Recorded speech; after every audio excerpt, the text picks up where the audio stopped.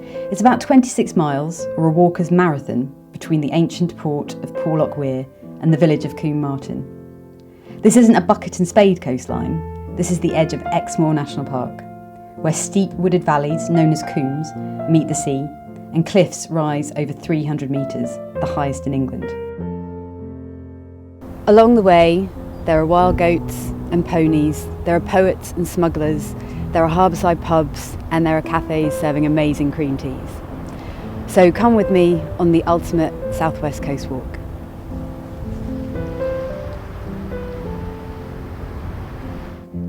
We're starting in Somerset at Porlock Weir, which lies at the west end of Porlock Bay, a 2-mile sweep of salt marsh and shingle. There's been a port here since at least Anglo-Saxon times. The fishing industry is long gone, but you can still see a few boats bobbing in the harbour and a handful of old cottages squashed in between the bulbous hills of Exmoor and the Bristol Channel.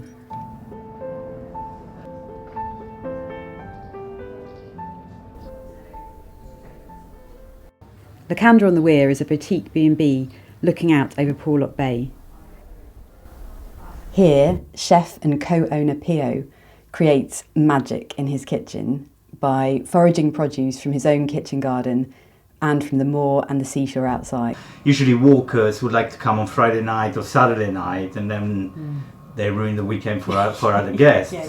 But usually we will accommodate everyone as much as we can. And a lot of walkers now would like to come and stay so much that they will stay 2 nights, and they'll do 2 legs of the South Coast Path. Pio, you're from Italy originally.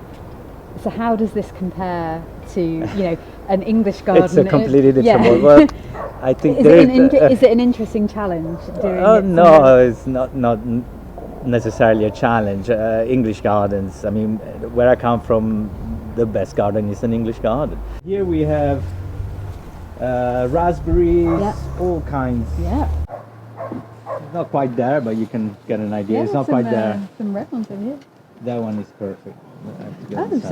So this is supposed to be this colour? Yes. So what is this? It's a raspberry. But is it a particular type of raspberry? It's a non-red raspberry. Is that the technical name? You should have invented a really good name for it there. Sure. This is the Exmoor raspberry.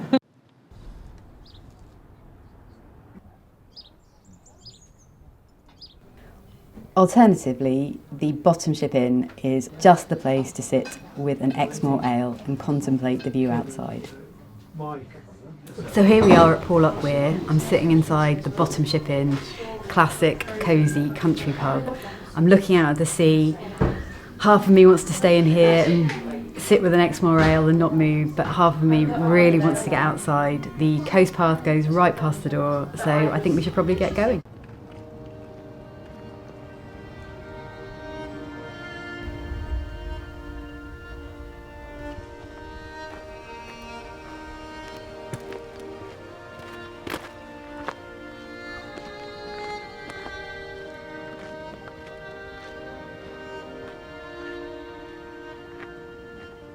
Leaving Porlock Weir, our first leg of the southwest coast path winds through gnarled woodland and across sheer cliffs. It's enchanting, but it's not always easy. There are some testing ups and downs to face.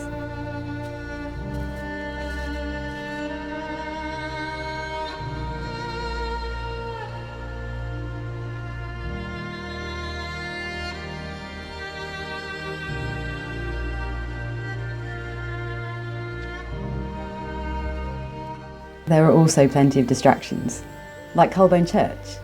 The church is less than 11 metres long, making it the smallest parish church in England. It's tucked away in the woods, and the only way to get here is via a perilous 4-wheel drive track, or on foot, like we have.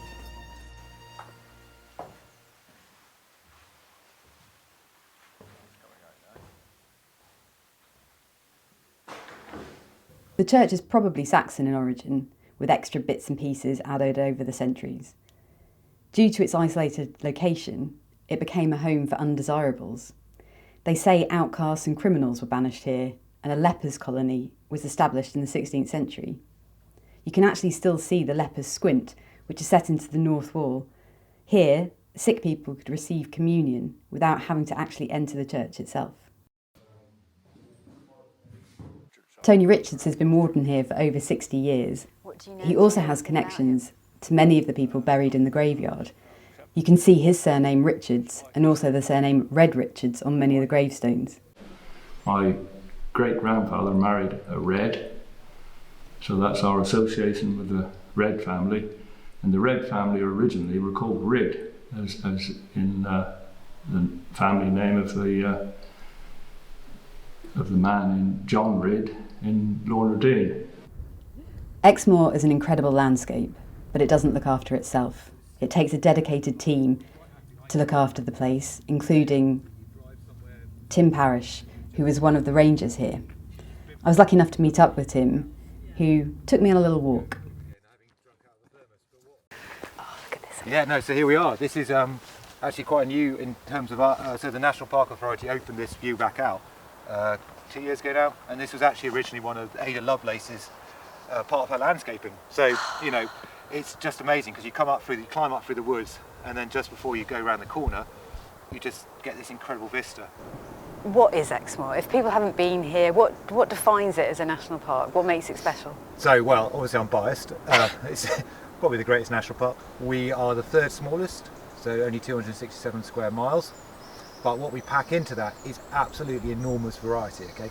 So for visitors coming here, especially if you've not been here for, people maybe have an idea in their minds, maybe born of the idea of Dartmoor, Exmoor, remote, rugged, not much in there. But what we actually have is you can be on the sea shore, and we've got probably 30 miles of some of the most amazing coastal scenery in the country, and if not wider. It's looking pretty amazing. It's pretty amazing. And you know, it goes from woodland, we've got the highest cliff in England, whereas you come down into Combe Martin, it's just mind-blowing. So you can be down there, you can be on the sea, and then you can come up through these incredible wooded combes, and then you're suddenly out on top 20 minutes later, and you're on the moorland looking at Exmoor ponies and all the wildlife. So what we offer people is just the most beautiful scenery in a very kind of compact area. Not far from the county border is Sisters Fountain Spring. It's a holy well hidden away among the trees.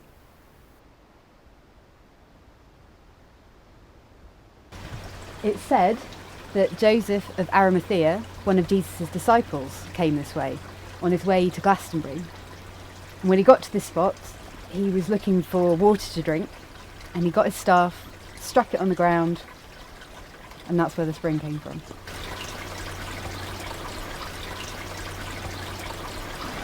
So this should be nice fresh drinking water, but I think I'm going to save my next refreshment until we get to Lynmouth.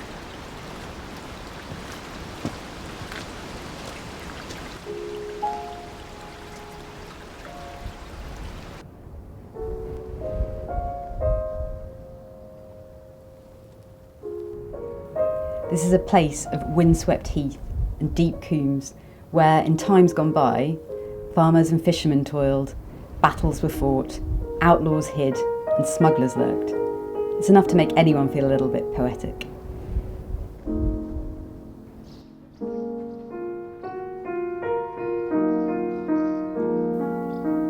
It's been a pretty remote ramble so far, but after 12.5 miles and quite a lot of ups and downs, we finally reach some civilization.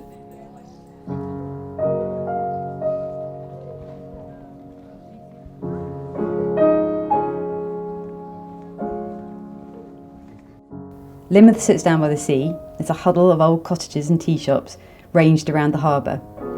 It began life as a small fishing village, but it was transformed by an influx of tourists from the early 19th century who were drawn here by those supposed dramatic alpine landscapes. The great thing about walking is it's ultimately very simple. You don't really need any kit. That said, there are a few things that are going to make your walk a lot more comfortable. First things first, feet. You're going to want some sturdy shoes or boots, and the key thing is they've got to have a good grip. Almost as important is your socks, which need to be well fitted, breathable. They will reduce the friction to stop you getting blisters. In terms of clothing, layers are really good. So you can, as the temperature changes, you can take them on and off. I'm a massive fan of merino layers. Merino, natural wool, doesn't smell for weeks, or so I hope. What else do you need? You need a waterproof. This is England after all, so you never know what weather you're going to get. And you need a good day pack that you can put all of this stuff inside. You want to put a dry bag inside the bag so that if it does rain, everything stays dry. But you can just use a rubble sack. That will do the job just as well. You want water. You do not want to be thirsty while you're walking, and you want to fill up whenever you can to make sure you don't run out. The Southwest Coast Path is really well marked, but it doesn't hurt to bring along a map and a guidebook. For a start, they give you lots of extra interesting information, so they're always good to have. It might seem a little bit over the top, but a walking pole is really, really handy. It will take a lot of pressure off your knees, particularly on the downhills, saving you a lot of pain on Exmoor's ups and downs. It'll also make you feel a bit more stable as you're walking along the path. A couple of extra things I like to take. A sit mat. You can fold this out when you have a picnic and it will turn any rock into a comfortable seat. You could even just use a mouse mat, but it just makes your bottom a little bit more comfortable. And it's always really nice to take a pair of binoculars because there's a lot of bird life around here. I can hear gulls behind me now, and you never know what you might see. So it's worth taking some binoculars with you. These ones are tiny, they don't weigh much, and you can whip them out when something interesting flies by.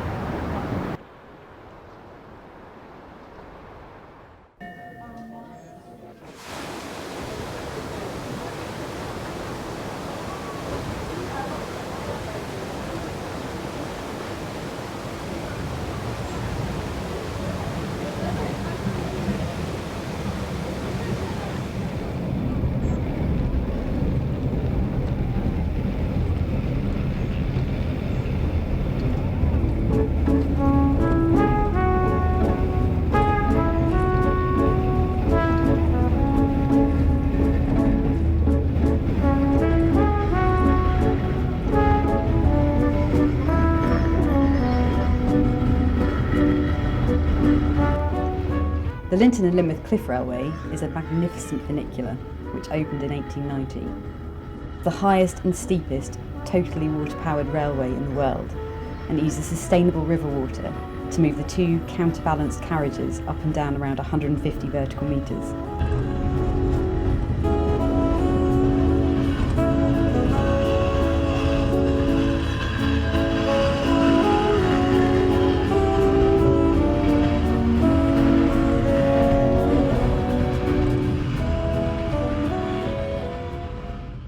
Well, they started building it in 1888 and it opened Easter 1890. So it's been going quite some time.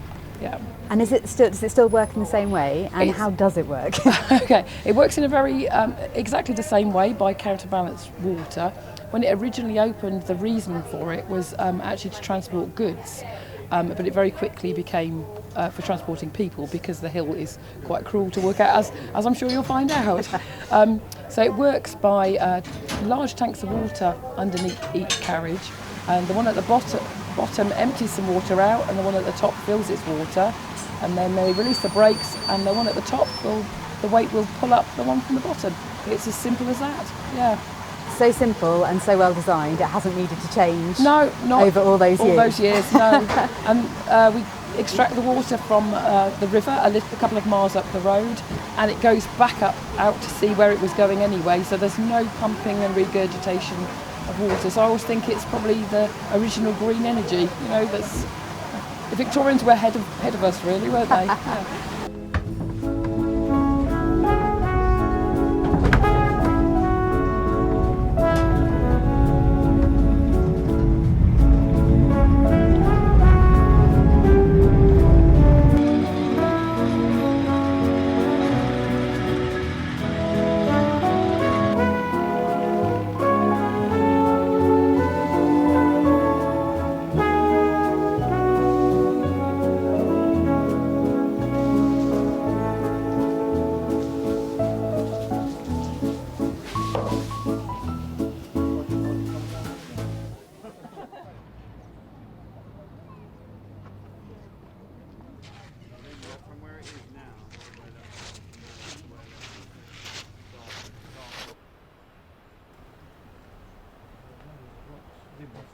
Lynton is the perfect spot to break our walk because there are plenty of places to stay, including Highcliffe House.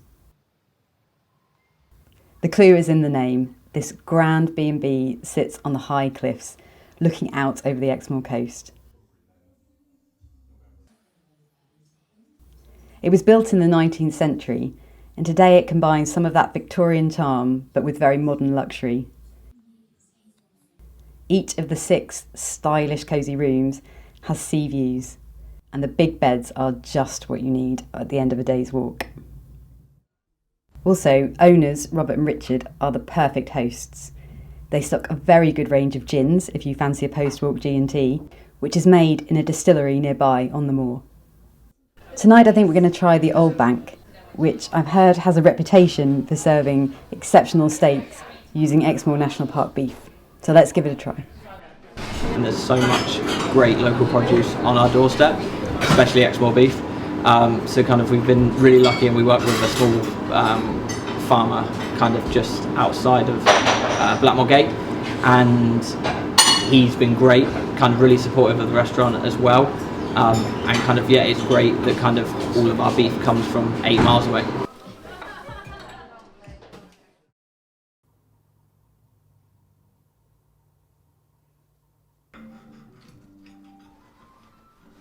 A Highcliffe breakfast featuring West Country sausages, free-range Devon eggs, award-winning smoked salmon and homemade jams is just the thing to set you up for another day on the trail.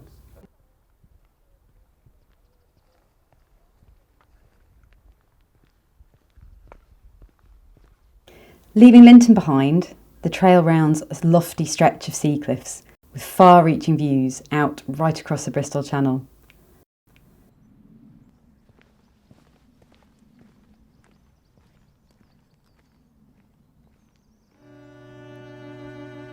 It winds around these strange craggy rocks, the sea fizzing below.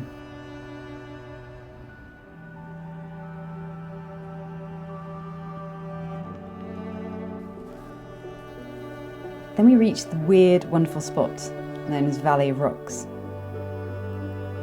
It was created during the last ice age, and it's quite unlike Exmoor's other combes.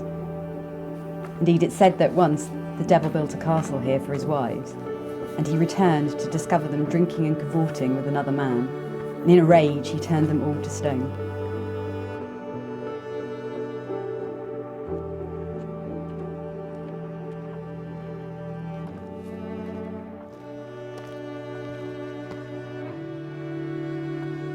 There are some other legends too. If you get the angle right, you'll see the White Lady appear through the cracks in Castle Rock. And the flock of sure-footed wild goats that somehow graze on these precipitous cliffs. And there's Mother Meldrum's Cave, named for a witch in Lorna Doone, but also said to be based on a real-life wise woman called Aggie Norman, who sometimes sheltered here and is said to have offered sage advice to passers-by. What I love about the Exmoor coast is the way it dips and rises and folds and bulges and bends. It's sort of like a landscape of hidden secrets. And when you come through it as a walker, it's as if you're being let in to a special secret. Because when you explore on foot, you get to see all those hidden corners that you can't reach any other way.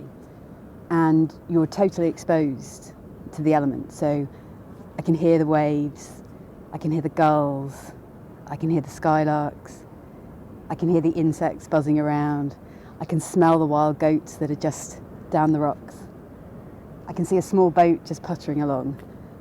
Everything is there. It's a 360 multi-sensory experience when you actually progress through the landscape on foot. And what we're looking at ahead of us here is the bit we're about to walk. So we've got much more to uncover.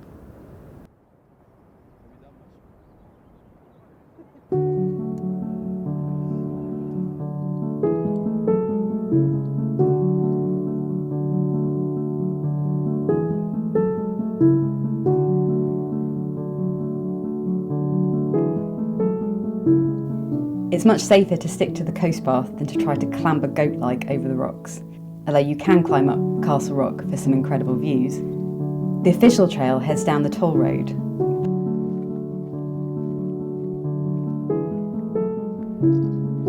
Past Lee Abbey, with views out to Lee Bay and to Crock Point. Eventually, it hits the Lee Abbey Tea Cottage.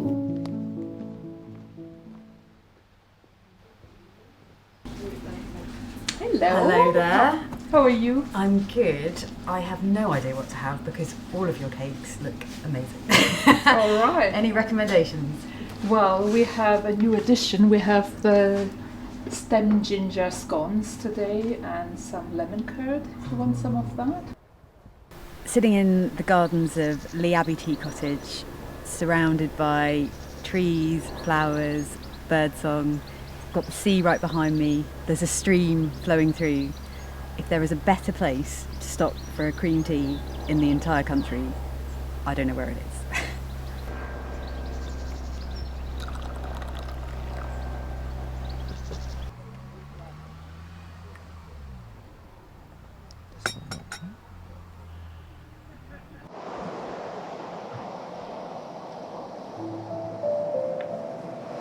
Some people call walking a moving meditation. And when you're by the sea, you really get that sense. Slow rhythm. And it's paring things back to the basics. Forgetting everything else, the to-do list, all those busy things that keep us occupied and make us unhealthy, just sitting squarely in one place. Coming somewhere like this and just stopping for a minute, listening to the waves, feeling the breeze, and not really thinking much at all.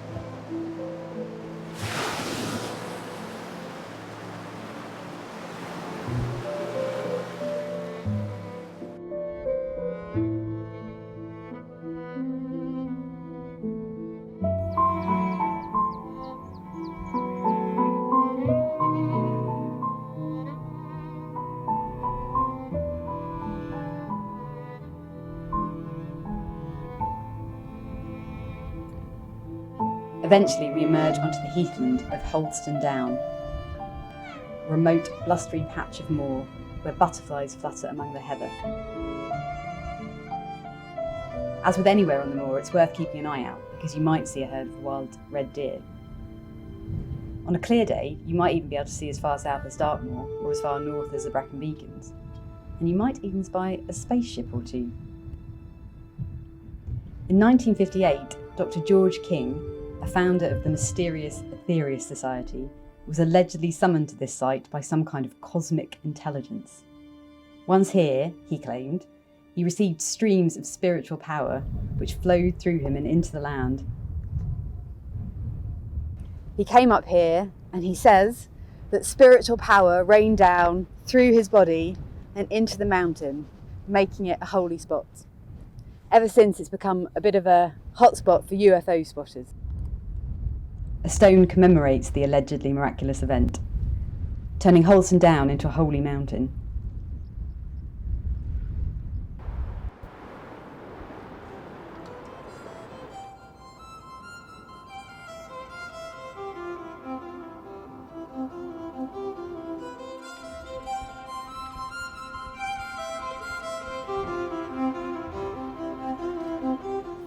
For centuries, Combe Martin was a silver mining centre.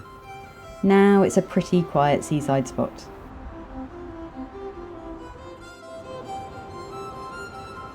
With its claimed one of the country's longest high streets and a sand and shingle beach that's perfect for swimming and rock pooling. For me, the Exmoor coast has it all. You get a sense of wildness that's quite rare on the British coast. You get the stories of poets and pilgrims, all these interesting things rolled together. But you also get to stay in comfy hotels, eat delicious food. It's the perfect mixture. For me, this is the best walk on the South West Coast Path. It's the best of the West.